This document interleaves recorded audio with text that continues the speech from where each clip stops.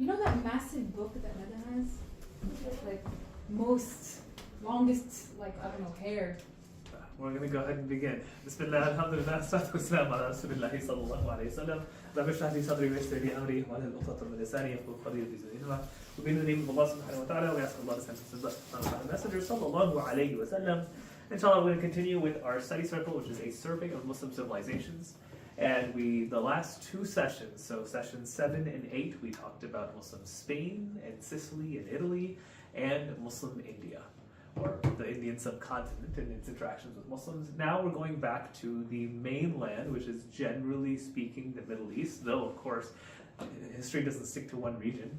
If we're talking about the Mongols, it's going to be going from Asia into the rest of the Middle East. But the general period of time, which is considered the Mongol invasions of the Muslims, will take place in two general eras. It'll be at around 1200 and once again at around 1400. And I'm going to talk about Mongols and their generalities and then give you a bit of timeline as to what occurs. I guess trigger warning. Mongols are kind of crazy in many ways.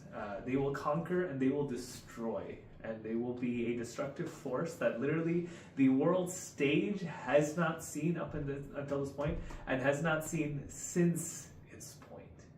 Close to, depending on which statistic you're going with, 8% to 20% of human beings today are descendants of Genghis Khan. Yeah, that's kind of crazy.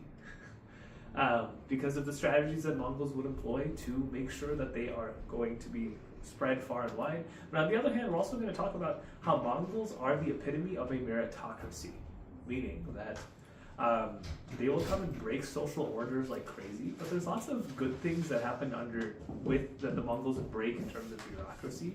Some of the most intellectually recognized figures, and the world becomes smaller as a result of the Mongol invasion. So we're going to talk about them both from not trying to undermine the destruction that they caused, but also not trying to overblow and just make them seem like they did nothing to further human civilization, because they did a lot. Under the Mongols, it was among the first times it was the easiest to travel from empire to empire to empire without any problems whatsoever. Who caused that to happen? Who caused the current passport system is actually a Mongolian system. You know how like one passport is recognized around the whole world? Yeah, guess who caused that to happen? Mongols. So we'll talk about some of those things as well. As usual, sources, in case those of you want to write something as a result of this.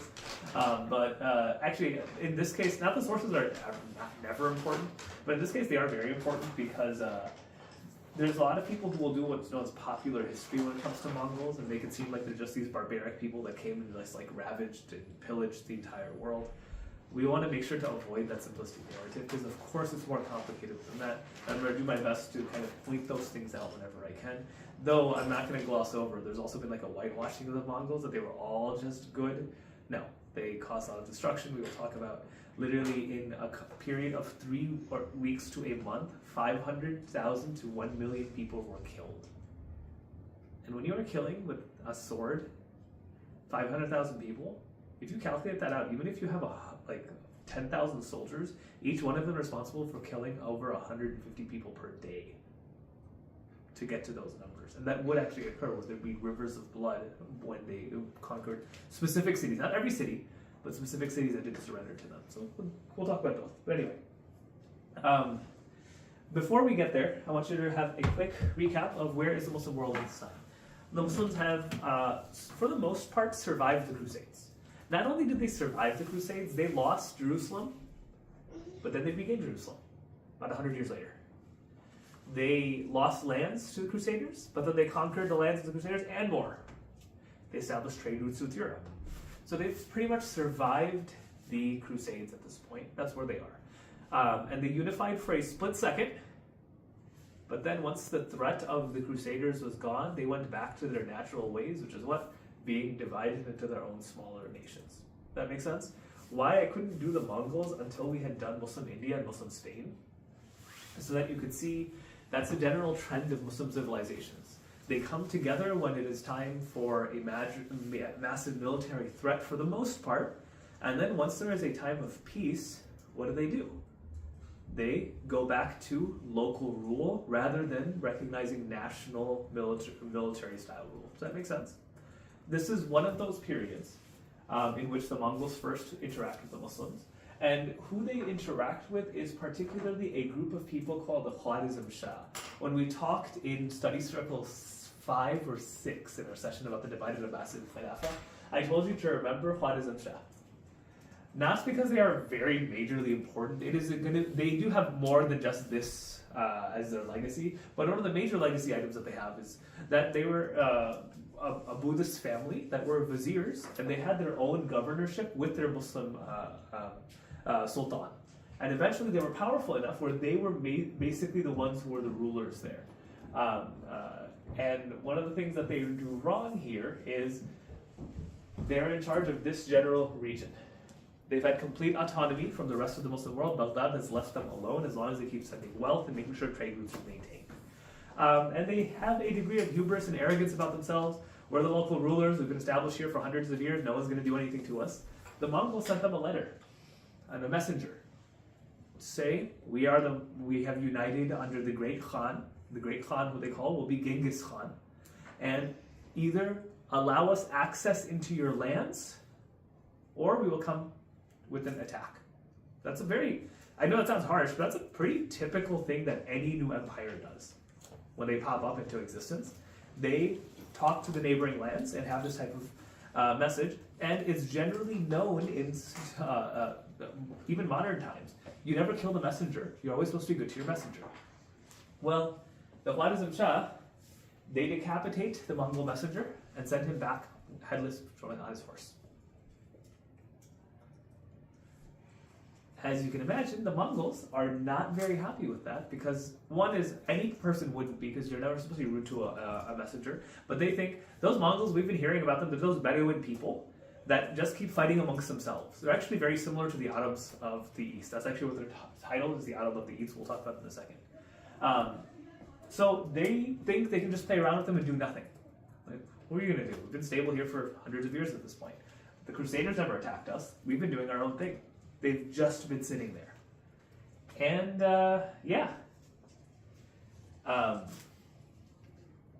the Mongols invade through the Khwarizm Shah region. They'll get into the Wooded region, and this will be their route throughout, all the way down to Damascus, to Baghdad, all the way. They'll only be stopped at Egypt. But all because the Khwarizm Shahs, specifically Malik Shah, assassinates and kills their messenger. And now we get into how are they united, what's going on here. They're united under a guy named Genghis Khan. Probably not called Genghis Khan, he's probably closer to the pronunciation of Chinggis Khan. But white people rewrite history, I don't know how to say it, but it's Latinized to be called Genghis Khan.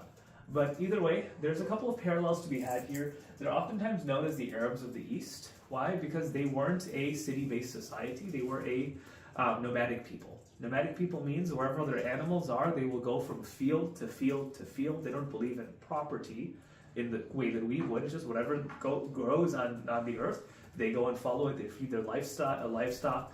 They don't establish huge relationships with other nations for the most part because they're constantly fighting amongst each other and resource reallocation. That's exactly like what the Arabs were, where they're surrounded by these great nations, and they're just in the middle doing their own thing, developing their own unique culture. That's based a lot on things like hospitality and war and resource reallocation. What ends up happening is there is a period of drought, many years in a row. There's an interesting article I remember getting at some point where you can explain almost all major world events due to the weather phenomenons of El Nino, and I forgot what the little one is called. El Nino is like the big storm that happens every 15 years, and then there's Pequeño, I think, the small one. But it's a giant weather pattern. You can also explain like Yusuf alayhi salam's story, where there's 7 years of drought, 7 years of plenty, like 1 year of plenty, 7 years of drought, that whole thing. But anyway, that occurs, and because of that, the tribes have to all be united, and they get united under Genghis Khan, who's this like legendary ruler. I am not going to get into a history of Genghis Khan all that much, because that can be a whole nother hour that we can spend on, because he's just a really cool figure in general, and he's not as barbaric as people would oftentimes describe him. His father was a ruler of like their small little tribe, but he gets backstabbed by his uncle. So his brother kills his father, marries his mother, and Genghis Khan escapes. He kind of like rushes away, and at the age of like 10 or 11. And then he goes and he gets adopted by another Mongol tribe. That tribe recognizes that he's so good in terms of actual leadership, so he comes back, reconquers, kills his uncle. It's like a Simba Lion King story too.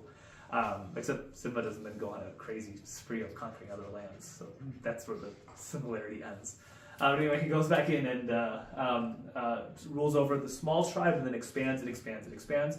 And he starts realizing that these weather events or just a year of plenty or a year of harshness can't be the only thing that determines how successful our people are or aren't. So instead, what he decides to do is we will expand as far as we can, and he unites them under a law called the Yasa or Yasak. I'll talk about that a little bit later. But he starts putting them together under a set of rules. What does that sound a lot like? And the major rule of the Yasa is, just like there is one lord of the sky above, there will be one lord on the land below. If the sky, the big blue sky, has one lord, then this earth should have one ruler, and I am that ruler. So he does that, and there's some similarities. We'll talk about this later. The Yasa sounds a lot like what some people would have described Islam as. One God, one Sharia, in that sense. Ironically, the term Sharia was never used like that until they interacted with the Yasa. So just odd how that's like a reinvention in that way. But there are a lot of parallels that are there. So he unites these nomadic people together, and they are able to be militarily super successful. What does that sound like? The Prophet ﷺ unites the Arab tribes who no one thought would accomplish anything, and they start taking on actual empires. So you can see the parallels that really exist. The Muslims, and why do they win for the most part early on? Because they are a much more mobile army. Why did the Muslims win early on? Much more mobile army. So lots of parallels here. They're not locked down to city life because they actually think living in cities makes you weak. So they go from place to place to place, and they get the benefits of those, but they never have to adopt the lifestyle of these city folk. We'll talk about that. Also will be one of their downfalls, because why? Anyone in this room identify as a Mongol? No? Yeah, I didn't think so. If you are too militaristic of a culture, guess what? Peace, in the famous words of Bane, peace has defeated you. Okay. That peace title, actually. For those of you who don't know that reference, I'm so sorry you've not lived. But that's what ends up happening to some extent to the Mongols. We'll talk about that in a little bit. But that's Genghis Khan. That's the first major Mongol invasions of Muslim lands. The second one will be it's Timur, not Tamur, Timur Lane will be who takes over. He's actually a Muslim who takes over Muslim lands. We'll talk about him not today, a little bit later on, inshallah. But that's going to be the Mongols in terms of how they are. Something interesting about him as well. So who was he? 1206, he starts his reign. He's born a little bit earlier than that. There's a really good movie. Maybe we'll do a movie night at Silru called The Mongol. It's really well done. That talks about Genghis Khan and like his how his life kind of went about. But he reunifies the Mongolian tribes, kind of like the pagan Arab tribes, and they are pagan tribes at the end of the day, under Yasa or Yasak, and under what seems to be a monotheistic religion. He sees a dream in which there's one God that controls the whole big blue sky, and he anoints him to be the one ruler of the earth. He will go off and accomplish just that. So he starts expanding east first to the eastern parts of Asia. So he'll go down here to China, the Korean Peninsula, that whole area. And then the Great Wall is no problem for him. Anyone who's watched Mulan, it is fake. The Great Wall never stopped the Mongols ever, and that region doesn't even make sense in terms of when it was done. They just combined a bunch of random historical things together. I'm so sorry if you're sad about that. And I don't think Mulan was a historical figure either. So sorry, and Mushu doesn't exist. So I can take the whole thing out. Okay, but anyway, Great Wall isn't the problem. They go right through it because that's not what it was really made for anyway. And major cities like Beijing is a Mongol city. Yes, one of the most recognized cities in China was actually made by the Mongols. Takes Manchuria, goes to Turkmenistan, which is where they originally started, and we go through our typical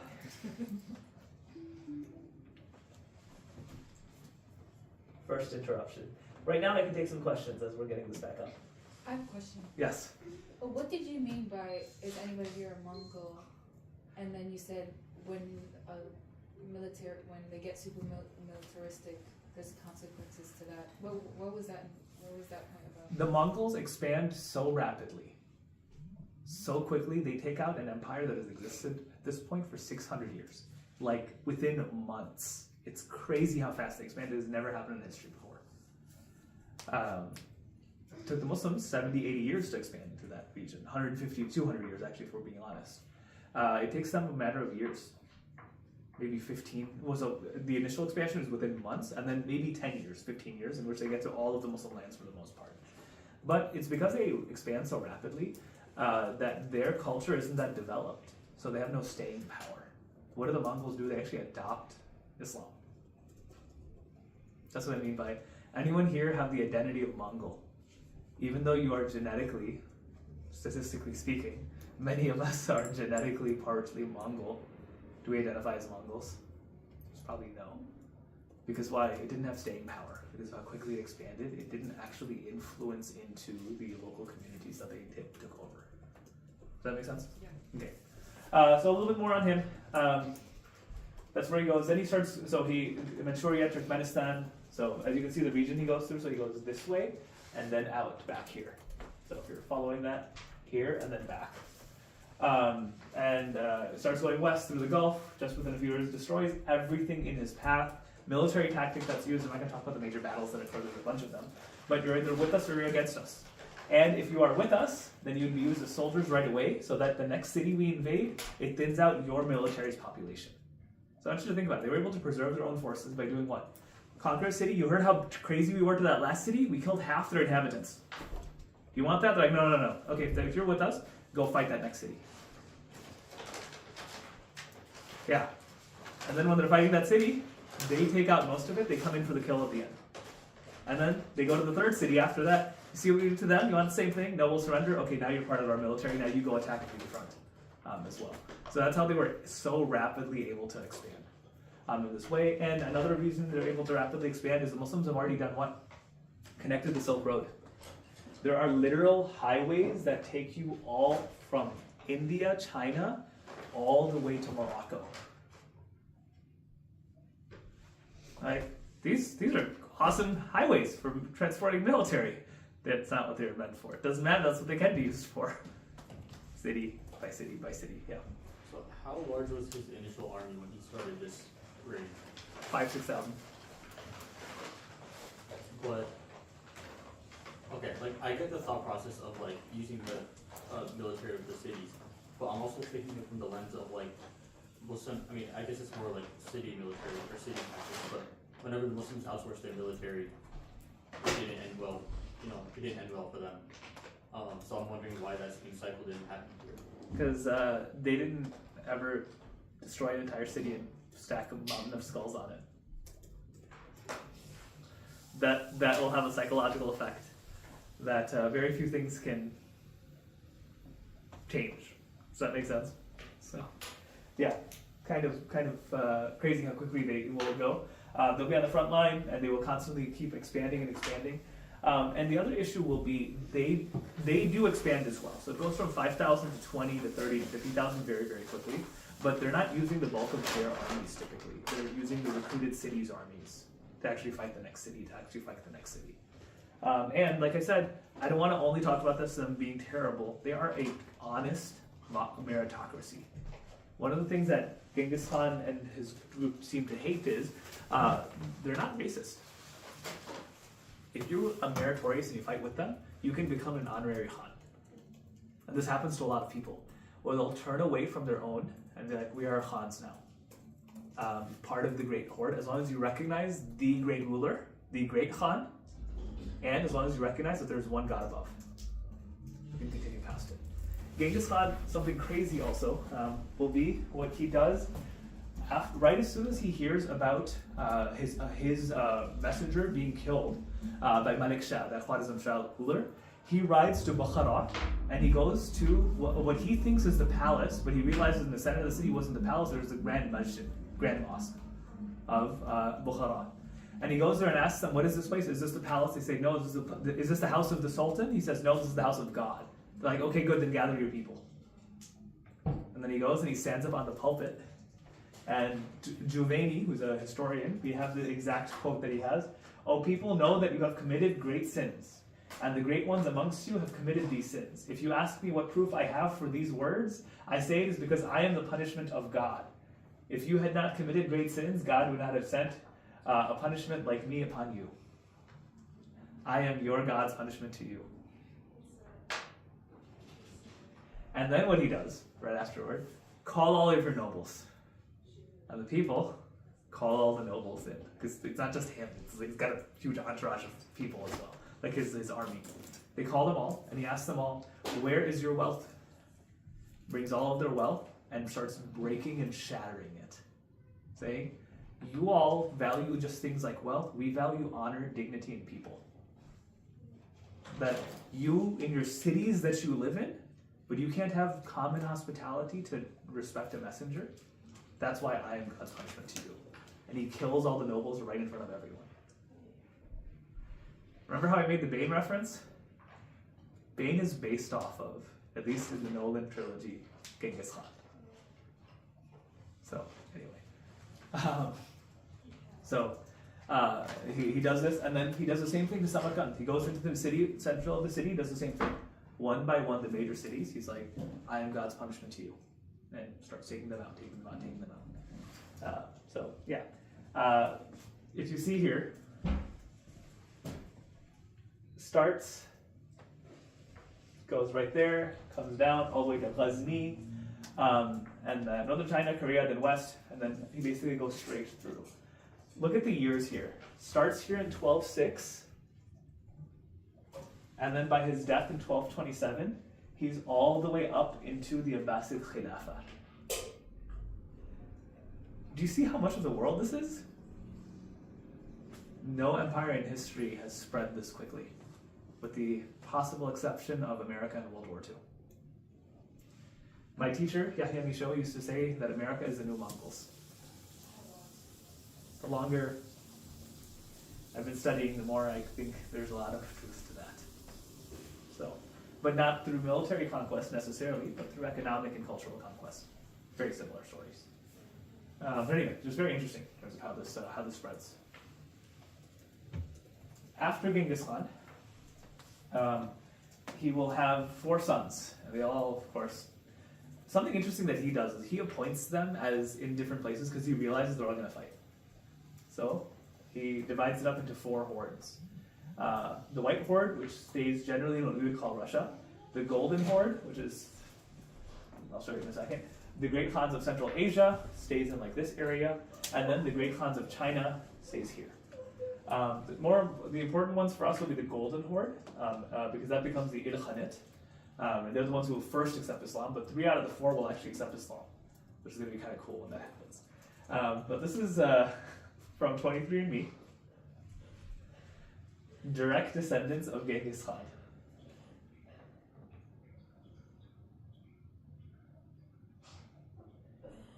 That's the whole population, by the way. Yeah. What's the blue thing?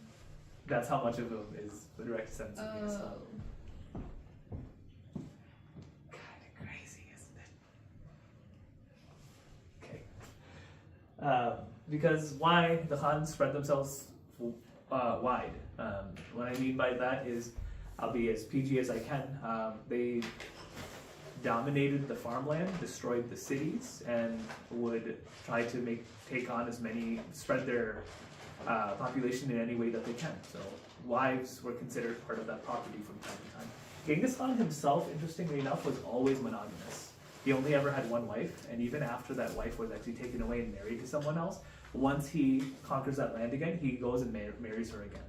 Does not mean that he didn't have many concubines. He did. But there's there's an odd kind of situation in terms of the Mongol legacy. It's a meritocracy, but it also has the most barbaric of empire style expansion that's ever been there as well. So it's a very odd type of situation.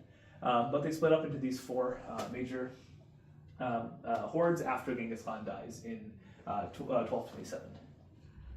So you have Chinggis or Genghis, and then you have, these are his 4 sons, Jochi, Ogedai, Jagatai, and Tudyo. Tudyo is the one that the Ilkhans come from, is Huluhu Khan. There's a couple of important names that you should know. Monkey Khan, Kublai Khan.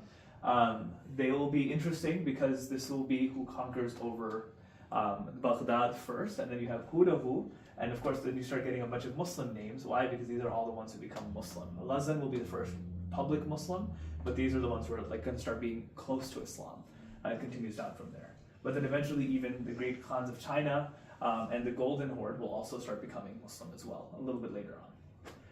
Berke, Batu, yeah, so they also have fun names. Yeah.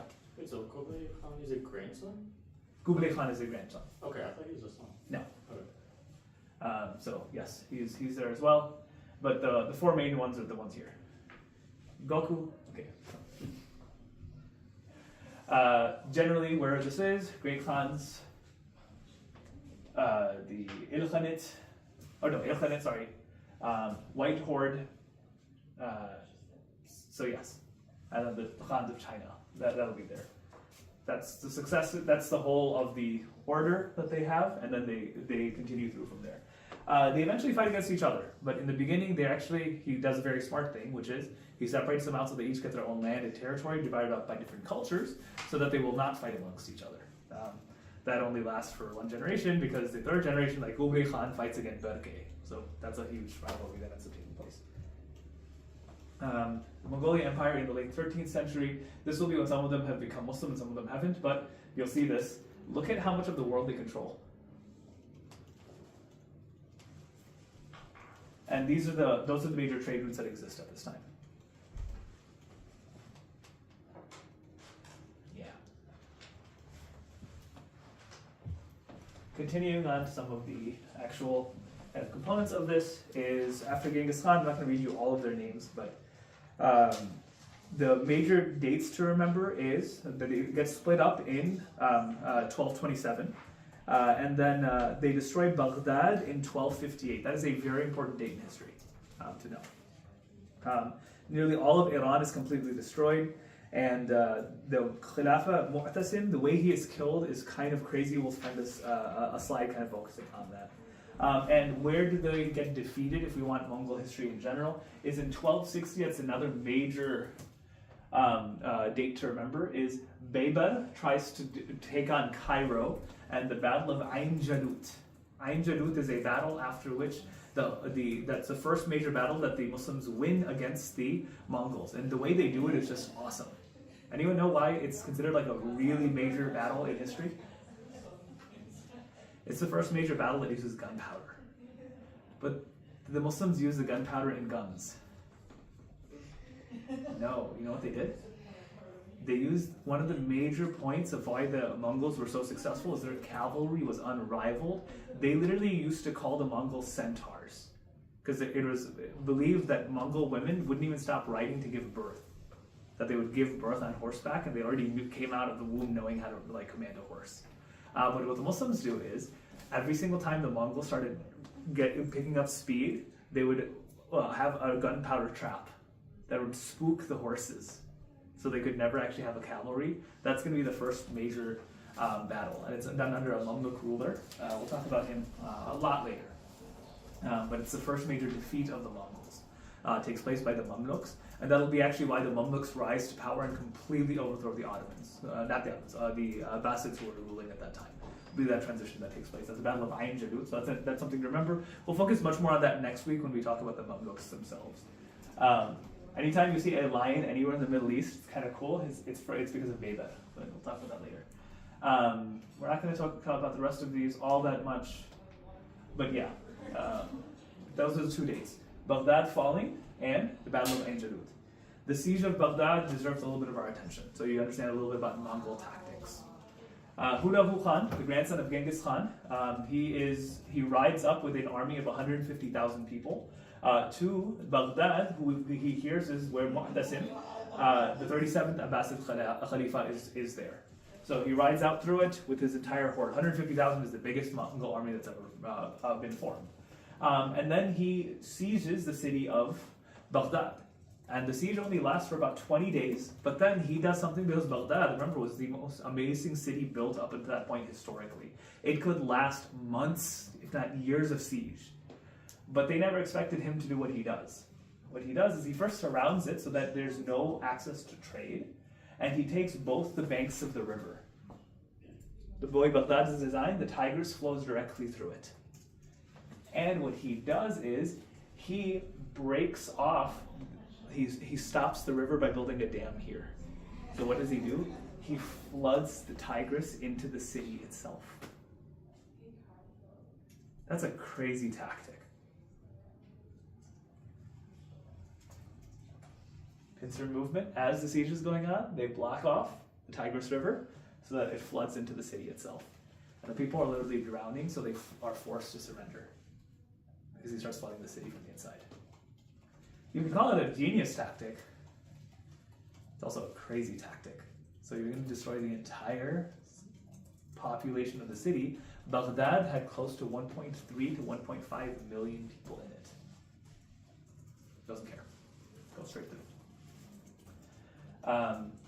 And then the Khalifa finally sends out his army to meet the Mongols to try to do this. The Mongol engineers broke the dikes of the river, flooding the ground. So we already talked about that. And then he surrenders. This is going to be something kind of interesting. And then Hulagu Khan lets his entire army go rage throughout the city. The Mongols had no policy of surrendering an enemy who resisted in the beginning. So they start just massacring. Except the Mongols had a rule that you don't spill royal blood. So what they did instead, they considered this mercy, is they bring Mu'tasim out and they starve him. And when he asks for food and he asks for water, they ask him, where are your riches? And he tells them where his riches are in like the city and everything. They bring that and go eat gold. This is what you've been hoarding, right? Gold? Go eat the gold and silver that you've been hoarding. Does this do you any good? Like, no, this is why we're here. Because you've destroyed yourself. And then they ask him, what's your most prized possession? He goes, I have a collection of 500 horses. And they take the royal carpet in his palace, they wrap him in the carpet, and then have the horses trample him up again and again and again and again. As an example, look, we didn't spill their blood. He died by his own wealth. Yeah, it's brutal. So anyway, that happens. So they were destroyed completely. What else do we need to say about it? I'm just going to read this straight up. The massacre, the civilian death toll is debated, but it was undeniably horrific. Estimates range from 500,000 to 1 million people that's my point that I wrote, by hand. Literally the accounts, we actually have accounts of this from historians. That were said that there would be stations set up right outside of the city, and they only did that because there was too much blood inside the city, where you would just line up waiting to be hand slaughtered. And it would be done this way. Because think about killing 1 million people by hand by swords. Pretty crazy. The Mongol attempts to depopulate the city entirely, sparing only Nestorian Christians because Hulagu had a Christian wife, and some foreign merchants because they wanted to send them out about the stories of what happened. The execution of the Khalifa there, the Library of Baghdad, Bayt al-Hikmah, was considered the most crowning achievement. Remember, I was talking about all these translations, read text, everything was kind of being translated. The Mongols had this weird belief that people pass knowledge, books, this is weird that books pass knowledge. So they put it all into the Tigris as well. It was said that, depending on which narration you follow, 40 days to 40 weeks, the Tigris was black from the ink that was there. We don't know what was lost. The amount of books that were just completely destroyed, we have not recovered from. We don't know what was lost. There's no way of getting it back because the Mongols destroyed it so completely. The amount of people they killed, the amount of stories, the amount of lineages, no idea. That's why when we talk about what happened to the great Muslim civilization, it got wiped out. That Baghdad doesn't exist anymore. Baghdad is razed to the ground intellectually and also literally. The city itself has no remnants really. And of course, over 1 million people. And this was one of the most brutal things that they did. This is not an actual picture. This is an artistic depiction.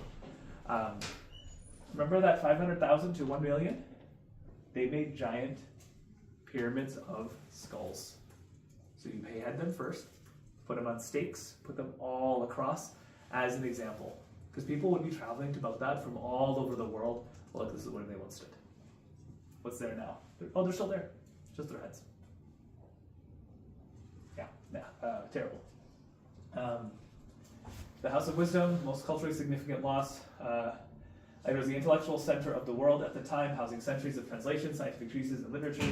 They destroyed the library completely. The river of ink, historical accounts famously stated the Tigris ran red with the blood of scientists and philosophers, then black from the ink of countless books thrown into the river.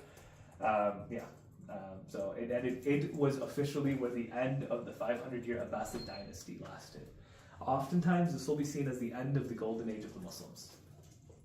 Why? Because you have so many different significant achievements and accomplishments and accolades taken out all at the same time. I wouldn't say that's necessarily the case. They do rebuild too.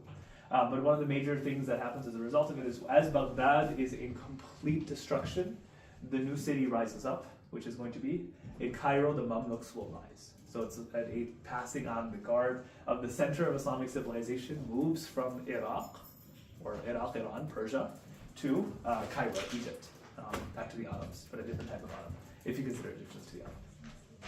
I do. So anyway, said some of you. And Egypt actually ends up being the ones who block the Mongols from spreading through at the Battle of Hinderlut. Now, the big question all of you have been probably asking: how did the Mongols become Muslim? How did that happen? Actually, none of you are asking. I will ask on your behalf. How it will happen is actually Ghazan. He's the most important of the Khans of the Ilkhanats. Remember we said there's a bunch of hordes. He's part of the Ilkhanats. He previously, a generation before him, Ahmed tried to accept Islam, but he was killed by his soldiers because he abandoned the Yasaq. Remember that way of Genghis Khan? So he tried adopting Islam, it didn't quite work yet. But Ghazan Mahmud, in I'll go over the year in a second, adopts Islam, and once he accepts Islam very publicly, over 100,000 of his soldiers accept Islam right after him. So it becomes this huge chain. But how that occurs is what I want to focus on. Do I do that here? Yes, I'll do that in the next slide. There we go.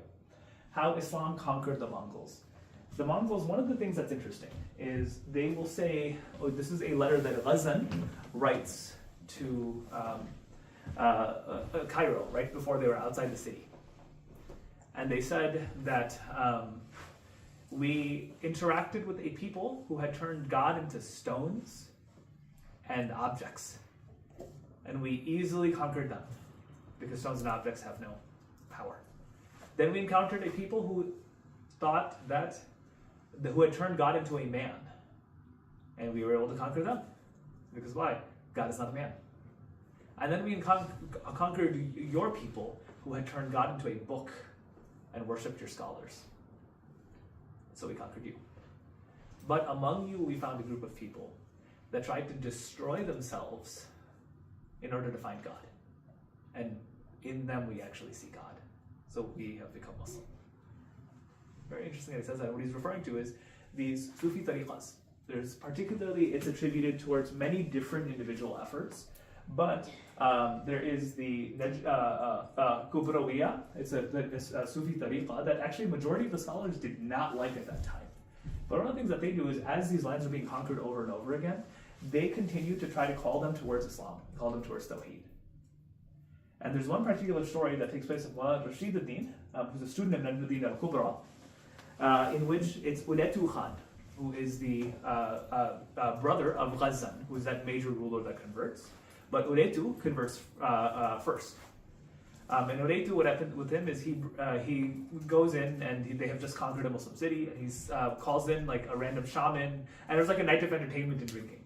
And he calls in Maulana Rashid ad-Din, and he says to him that, we heard you pray like dogs, show us how you pray. Rashid ad-Din says, can you bring me some water? Brings him some water, and he does his wudu. And he starts praying, and as he's praying and he goes into sujood, Uletu asks for one of his soldiers to go and bang his head onto the ground and step on it. He does it. It doesn't bother him. He continues praying. And then he finishes his salah. He goes, aren't you insulted by what just happened? He goes, when I'm in prayer, nothing else matters. I'm submitted to one who I'm supposed to be submitted to. Can I leave? And he leaves. And Uletu writes that this struck him so much that though I had overpowered him, it didn't matter. He responded to another power, and they're like, it's stuck with him. Why I say that's interesting is, when the Crusaders attacked the Muslims and they militarily overwhelmed them, it took a generation for Salah ad-Din to reunite the Muslims to go and conquer Jerusalem back over, right?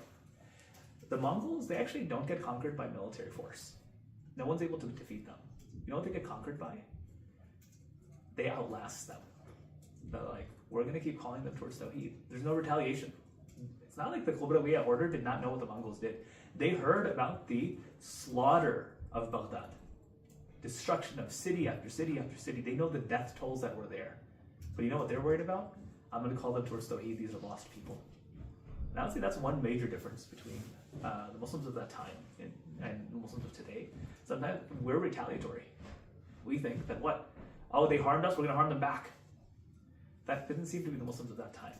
They're like, how are we going to get them closer to Tawheed? Why are they doing what they're doing? Because they're suffering. They're not submitting to Allah, so they have to force other people to submit. Let's get them to submit to Allah, and then all of their maladies will actually start being erased as well. That's what they did. The other thing is going to be through mothers. There's a really beautiful story of the Muslim bride of Beijing. Beijing, remember, was the first major Mongol city made in this in China. He ordered the Mongol in China. He ordered that his wife be brought over from one of the nobles of the Muslims. So it's a Persian princess who goes over, and she is in now Beijing, in which no religion is allowed, other than the Yasaq. And she says, but I really miss the Adhan. So she takes whatever she can, like little money that she gets, and she has a little tiny masjid built, which exists to this day. That's actually the masjid today. It's the mosque of Beijing. Beijing, the forbidden city, nothing is allowed, no religion is allowed to be practiced there, but there is a masjid that's there, to this day. Why? Because she wanted to hear the Adhan. And she continued to hear the Adhan, and as people thought were so beautiful, she continued to pray there. And she eventually, her husband never converts, but her children convert to Islam. She raises them Muslim. And then it spreads and it spreads and it spreads. How did the Muslims conquer, or how did Islam conquer the Mongols? Muslims never conquered the Mongols, Islam did. They outlasted the Mongols. They didn't let their military conquest take over them, because they're like, we're going to continue praying, we're going to continue submitting to Allah subhanahu wa ta'ala, and eventually our way of life is stronger. And they persisted. And what happens as a result is literally the Mongols, the very people who destroy every major Muslim city other than Cairo, they convert to Islam almost wholeheartedly and fully. So very interesting how the Mongols become Muslims. That's why that question earlier you asked was like, I forgot what the question was, but you had asked the question, and the answer comes down to, if you have a completely militaristic culture that all it is getting material success and winning, it's not going to last the test of time. That Islam lasted the test of time. It's taking care of their spiritual needs. Eventually, once they conquered as much as they can and they ran out of steam, they're going to look for something that needs to bring them peace now. And what do they turn to? They turn to Islam. So, anyway, a couple of things, other things to continue. We'll take questions in just a second. Also today, right after this, we're going to have our Understanding Umrah event. So the event I do every single year in which we go over like the processes of Umrah. It'll be another aspect of why the Mongols convert will be when some of them actually go and like, where are you all headed? And it's going to be like going to Umrah and Hajj, and that'll be another kind of major way that this happens. And there's a beautiful story I'll share about that next week, inshallah, when we talk about the Mamluks. But a couple of things to take away. The Mongols in Iran, only in Iran, adopt Iranian Muslim culture and their courts and other things like that. So they actually continue that culture onward. The rest of the places, they seem to actually destroy the culture that's there, but the Mongols become Iranian to some extent. A couple things like that. That's the reason you find Buddhism starting to pop up in places like Iran, because why? The Mongols, they convert, but they keep a little bit of what they had before they had taken from them in China. Another major world change that they introduce is they replace gold and silver with paper money. Paper money originates in China. The Mongols continue that practice into the rest of the world, and the world starts adopting paper money as in this time as well. It's a total disaster that leads to a bunch of rulers being thrown off the throne, because you can imagine paper money you can't trace down nearly as much as you can, like what the value of actual gold and silver is. But that starts, and they adopt a court system, and it's this idea that courts outlast politics. A major accomplishment of the Mongols. That's why many governments today, that's still the case. And they allowed people to live. That's one of the things that Mongols do quite well, is after they cause everyone to submit, they're like, you all just have to identify what you are, and you'll have laws that apply to you that differently than they apply to someone else. So they make everyone wear a hat, which is like, which community do you belong to? The Muslims would have a hat, the Jews would have a hat, the Christians would have a hat, The Buddhists would have a different like chain type thing that they have to wear. But this idea of like you get identified and you will live with everyone according to what you how you practice. So kind of interesting. They were kind of lenient when it comes to that. After though they had conquered. When they conquer, they are crazy. Is wrong, too strong a word. They are extremely problematic because if you are a military threat, you will be completely taken down. The adhan becomes illegal. As soon as they conquer somewhere. If you are, and everything has the death penalty. Doing the adhan, death penalty. If you slaughter meat and if someone catches you draining the blood, death penalty. You're caught praying, death penalty. Seems like we don't have many other penalties than death penalty. But you get my point. Like anything Muslimi was death penalty up until you're no longer a military threat. There's no military that's trying to take us over. Then it goes back to being multicultural and like allowing for you to practice whatever religion you want to. What does that sound like? Okay, I'll stop. And then, of course, as this was happening, Muslims were trying to convert the Mongols. Eventually, when they realized there's no military success, and some of them the whole time, they're trying to convert them, and Rome keeps sending. The remnants of the Byzantine Empire keeps trying to convert them to Christianity. Oletu, actually, the person who I told you about, he was also named Christopher because they had baptized him already. They're like, aha, he's ours. But he eventually chooses Islam. It's like, it's like a huge loss for the Byzantine Empire. Anyway, and then there's also another interesting story that Marco Polo are around at this time. Ibn Battuta is around at this time. He's traveling when the Mongol world is really taking place. Ibn Battuta is like the Muslim Marco Polo, and he travels around 4 times the distance of Marco Polo too. So like, that's kind of weird why he's not the one that's quoted all the time, but I guess his name is harder to say. But anyway, there's an interesting story in Marco Polo about Princess Kokochin, who's a princess of Iran, when the Mongols had converted to Islam. So his Ghazan's father, this is going to be an interesting story, his wife had died. And he wanted a wife from Iran, just like his previous wife was. So his wife, before she died, she said, go get someone from my village so she can be like me to be my replacement. I don't know how to process that. You guys deal with it how you will. So she sends a message over, and Marco Polo are assigned to take Kokochin to the ruler, to Ghazan's father. Ghazan's father dies in the 2 years that it took to get them there.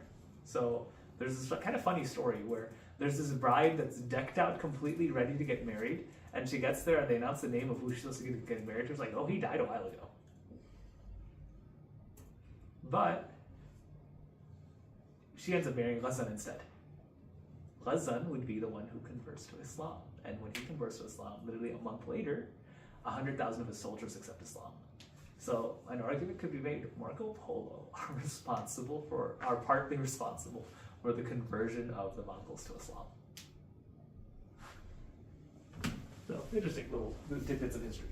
Again, it's also very religiously diverse. There's Jewish viziers in Hamadan, particularly there's one, Rashid ad-Din Hamidan. He is Jewish in the beginning, but then he eventually converts to Islam. He pays for someone to write the first history of the world. Ata Malik Javaini, who's again the one who conquered Genghis Khan, who we quoted for Genghis Khan's speech. He is the first person to write a full history of the world, a history of world conquerors. So kind of interesting how that's done. So there are like actual accomplishments that take place at that time as well. And now, we already went over this, how Islam converted, but there's a lot of interesting similarities between the Yasa or Yasaq. Someone put tea on the stove.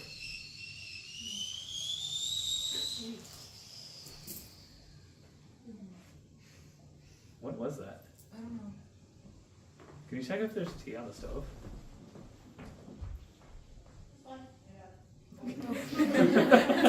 Whistling, and we were like, what is going on? Just like learn. It's completely silent. So the Yasa and Sharia, when you really think about it, are very similar in terms of it's one rule for everyone to have that gives you a direct relationship. These are the rules of God that are imposed on earth. So there's going to be similarity there. There's one God in the big blue sky. There's one God. There's one last prophet. There's one ruler of the earth or king on earth. So there's, of course, the prophet's lesson is not a king on earth, but there are still similarities that are there. So why it spreads so quickly. And Yasa has a lot to do with just like maintaining orderly lifestyle. Among the rules were no stealing of livestock from other people, sharing food with travels, no abduction of women from other families, and no defection amongst the soldiers. It was a day-to-day set of rules that allowed Mongols to have like social cohesion with one another. So it also made sense that Islam seems to be a very good parallel to that, except it adds the dimensions of spirituality and an afterlife. So that's why, like, when you look at like, why did the Mongols convert to Islam? It seemed socially the most compatible with it. But of course, we would also argue, say as confident Muslims, that it actually addressed what their needs were. They were a group of people, if you want to look at it psychologically, who had been oppressed, and China has been abusing them, Russia has been abusing them, all of these different nations like consider these nomads backwards, backwards for so long. And they finally got their way, but once they ran out of steam, they had to look for a grounding philosophy and theology, and they found Islam as a result of it. And a couple of things I wanted to go over. You're not going to be able to read this, but these are the rules of the Yasa. I'll read a couple of them. It is ordered to believe that there is only one God, the creator of heaven and earth, who alone gives life and death, riches and poverty as it pleases him, and who has over everything absolute power. So again, wow, Tawheed. He, Genghis Khan, ordered that all religions were to be respected and no preference was to be shown to any of them. All that he has commanded in order so that they may be able to be agreeable in heaven. Okay? Leaders of a religion, lawyers, physicians, scholars, teachers, monks, persons who are dedicated to religious practice, the mueddin, the latter appearing to be in the form of Kublai Khan, we'll talk later, physicians and those who bathe the bodies of the dead are to be freed from public charges. So anyone who does some public good, they have to be freed. It is forbidden under penalty of death that anyone, whoever he be, shall be proclaimed emperor unless he has been elected previously by the princes, khans, officers, and other Mongol nobles in general. Forbidden is to ever make peace with a monarch, a prince of people who have not submitted. So again, like social cohesion, you have to be loyal to the Mongols themselves. Go over some of the other ones. Forbidden to cut the throats of animals slain for food. When the animal is to be eaten, its feet must be tied, all this type of stuff, so you can't actually make them labiha in that way. It is forbidden to eat the blood and entrails of an animal. That was before this was not forgiven, but you get the point. Like, they have an actual set of rules of how they're supposed to live life that the Mongols kind of go into. Every man who does not go to war must work for the empire without reward for a certain amount of time. So if you committed the act of, what is it when you leave war? You're a deserter. There's a penalty of like indentured servitude that you have to do. Yeah, so they have a set of rules. It's not as if the Mongols were like, anything goes. They had a very strict set of rules that they followed over and over and over again. And that's why they had the success that they did, but it seemed to be much more of just this world. That's why in a couple of generations, no Mongol remains upon the Yasak. They integrate into the societies that they were in, and Muslims become a huge one of them. And I always think about the ayah of the Quran that was talked about, in which Allah subhanahu wa ta'ala says about Dawood alayhi salam. So they defeated them by the permission of Allah, and David killed Goliath. This is one of the most common ayats that people use for grammar, because what does Allah say? قَتَلَ دَاوُودُ جَالُوتَ. Because why mansub, marfu, makes a huge difference in Arabic grammar. For those of you who don't know what I just said, don't worry about it. And Allah gave kingship and prophethood and taught him from that which he willed. And if it were not for Allah checking some people by the means of others, that's the main thing I want you to focus on, is بَعْضُهُمْ بِبَعْضٍ لَفَسَدَتِ الْأَرْضُ وَلَكِنَّ اللَّهُ ذُو فَضْلٍ عَلَى الْعَالَمِينَ. The earth would have been completely corrupted, but Allah is full of bounties of the world. Why I focus on this ayah of the Quran? You could make the argument civilization had gotten stale. The Muslims, they've been ruling for 600 years. They had these complicated bureaucracies that turned into almost monarchies, and corruption, and riches. The Mongols are what? It's like a force of nature that comes in, topples it all. It's like a flood, topples it all to the ground. Because why? It's gotten stale. The only thing that it's going to do is for it to be completely destroyed. Out of the destruction actually comes the Mongols. Actually, we'll talk about it next week. The world would be rebuilt in a more perfect place. Because why? We're people that believe. But every so often there will be a reset that is needed in order to build back the world into something that is more akin to a place of justice. Because even in times of massive peace, what happens? Corruption, corruption, corruption. There's a resetting, and the Mongols seem to represent that. Okay, now we'll end here. Questions, comments? Sorry, I know we just kind of raced through. I'm going to end relatively soon so we can go onto our understanding of our event, inshallah, after a quick coffee break. You have a coffee? Yes, there's coffee in the back. Yeah. Okay, I have two questions. First one, so you know how like in the Crusades the whole Muslim Ummah united when they were under attack? So when the Mongols invaded the Abbasid dynasty, why did the Muslims not unite and attack? Like why were they still like, okay, like every man for themselves? Two reasons. There's too quick. Think about Genghis Khan reaches almost to Baghdad. It's his son that ends up taking out Baghdad, right? It was really quick. So that's one reason. It took the Muslims 100 years to coalesce last time. If they had waited 100 years, well, Mongols didn't exist 100 years later, right? So like they'd already by then, so that response could have happened. That's one answer. The other is they did to some extent, but it didn't work. The Mongols overwhelmed them. Their tactics were too, use whatever term you want to use, effective, barbaric, whatever the case may be, for the Muslims to actually fight back. In a way, remember how when Jerusalem was conquered, no one was left alive? There's a crazy death toll. That pales in comparison to what happened to Baghdad. Baghdad, the whole city was destroyed. It was flooded and every building was razed to the ground. They at least kept Jerusalem alive, like the city itself there. You can make the argument of secular conquest versus religious conquest is very different. So why I'm saying that is, we see this sometimes when we think about like oppression that a religious group does to another group. It's actually more limited than what a secular group could do to another secular group, or a secular group could do to a religious group. So the answer would be they were overwhelmed, so the Muslims had to employ a different strategy. Okay, follow-up question, because now you made me think of something else. So since you would consider them secular, Yani, what was the driving factor? Like, why did they do all of this? Like, what was the reason? Like, did they need to kill 1 million people in Baghdad? Like, they're not under threat. They're not under, like, they took their revenge out on the tribe that killed their messenger. Yani, why did they need to do all of that? Like, what was the uniting like cause that all of these soldiers agreed that this would be like important to them? The second they stop, they're going to be completely toppled. It's like, if you've committed one crime, what's the best way of not being charged for that crime? What's Netanyahu doing? Do another. One country, a war with another border, another border, another border, because the day of reckoning, they're running away from it. It was a Quran say they're going to avoid death, or avoid consequence. No different. If they had stopped at Khwarizm Shah, you know what's going to happen? The Ghurids are going to attack them. They went from the Khwarizms to the Ghurids, to the Safavids, to the Seljuks, one by one by one. You have to keep going. That's what every empire does. What do we do? In terms of when I say we, I mean like the United States. Same thing.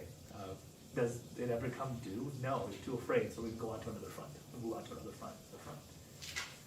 Would you say it's like to cover their bases, like to make sure that they're like militarily the strongest? Like it wasn't about just like getting even. It was about like maintaining the most amount of power. Yeah, and to be fair, some of them thought that they were looking around the world and seeing all of this like these cities, these people. There's no fairness in these cities, and to be honest, this is what I'm saying. They're kind of right. When you look at a city that's been built for 500 years, do you look at that and say everyone's being empowered in this city? No, what ends up happening? You're like, dude, this city, there have been rich people for generations and poor people for generations.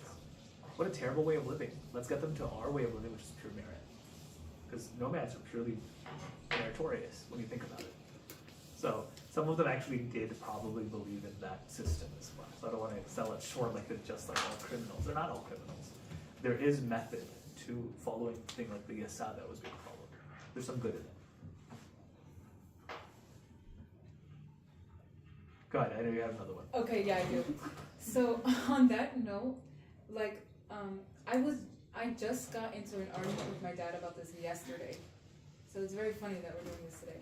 But when the Mongols, like, they all invaded, they integrated into society and became Muslim, but they never took that Islam back to their home country. Like, Mongolia as it stands today is not like a Muslim country, even though the Mongols. Are you sure about that? That's what my dad said. I don't know. How many Muslims are in China? A million, millions. Not billions. No, I said millions. Yeah. About 30 million. Mm, How many Muslims are in America? the same. 3. Oh. If we're talking about Muslim countries, China is number 4 or 5. But isn't it just because they have a bigger population of people, too? Sure. 30 million is still Yeah. huge. Wait, I thought Mongolia and China are two different countries. They are, but I'm saying that region. So, yes, Mongolia itself, but even Mongolia has a pretty sizable Muslim population. Oh, so you're saying that they kind of did bring that, like, Islam back into their homeland. They did. Okay, my dad's lying to me. No, but it's true. Like, in all of Mongolia versus a lot of the places that they had conquered, Mongols didn't, like, it's not like they made Iraq not Muslim by conquering Baghdad or anything along those lines, or Iran or these regions, because they didn't have staying power. They didn't actually change the perspectives of the people. It changed who was ruling them militarily.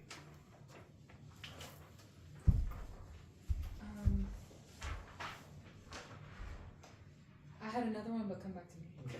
Anyone else? So, one of the key takeaways I want from this is Muslims can respond militarily. That happened at the Crusades. It's a slower response. You have to unify, get your act together, and respond.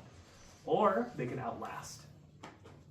And outlasting means, and this happened not just at this time, when we get into the Soviet era, for example. Muslims will not fight the Soviet Union.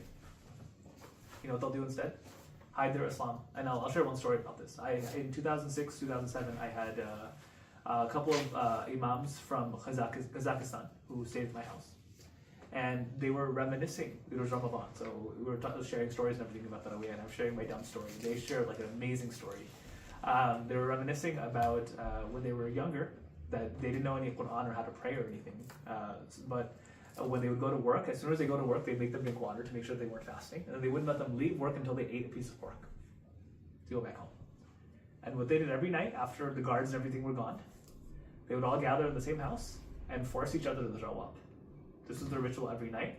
They would literally stick hands in each other's mouths to force each other to throw up whatever pork or anything they had eaten. And they didn't know how to pray. So one of them would try to read whatever Quran they knew and then just do sujood 5 times. Because they don't know how to pray, they just know those 5 daily prayers. That's what they did, years and years on end. It's like, dude, Islam survives. They kept it. They kept it alive, even though it was so difficult to hold on to. They held on. Same thing, that princess. It's like, I want to hear the adhan. I just want to hear the adhan. She's surrounded. She's been literally taken hostage from Baghdad, from whatever place in the Muslim world that she gave from some place in Persia, and shipped off to Beijing, this new Mongol city. Well, she's like, can I just hear the adhan? Yeah. If I hear the adhan, can I just pray? She kept it and raised her children Muslim. Under, like, literally in the forbidden city where all religions are forbidden. Continued forward. That should exist to this day. So that's where I'm like, Islam has 2 responses. Both work. If you ask me which one's better, no idea. Everyone likes to talk about Salahuddin, which is amazing. People don't like to talk about these people who were like conquering us. People were worried, what's in their heart? What's causing them to do all this horrific stuff? If we can address that, maybe they won't be so horrific. And I'm glad people did that, because that's what opened up the hearts of literally the conquerors to become conquered by Islam. I remember my question. Yeah. So, how can you both say that Genghis Khan was mostly monogamous, and then 25% of the world's DNA goes back to him? So how does that, like, both of those coincide with each other? Great question. There's two ways I can answer that. One is he had a different view to marriage than he did to reproduction. So that's one way. Or the other way, if you want to be more generous to Genghis Khan, is his children are the reason. I don't want to be generous to him. I thought you were gonna say Allah knows best. Allah always knows best. Because it wasn't just 4 sons. There's no way. Oh, those were the 4 from his wife. but those are his actual sons. those weren't 4 total children that he had. Oh no, there'd probably be hundreds. Right? Because, like, at least like 1,000. Probably. Okay. When are we gonna start Umrah Captain? What? When are we gonna start Umrah? We're gonna start it soon. Okay. Anyone else? Any questions on this? We'll stop the recording for our history class and we'll start our understanding Umrah event for those who want to stay. We're gonna do a break of like 3 to 5 minutes so I can grab some coffee because my throat's killing me. But then we'll start inshallah. So with that, والعصر إن الإنسان لفي خسر إلا الذين آمنوا وعملوا الصالحات وتواصوا بالحق وتواصوا بالصبر جزاكم الله خيرا السلام عليكم ورحمة الله.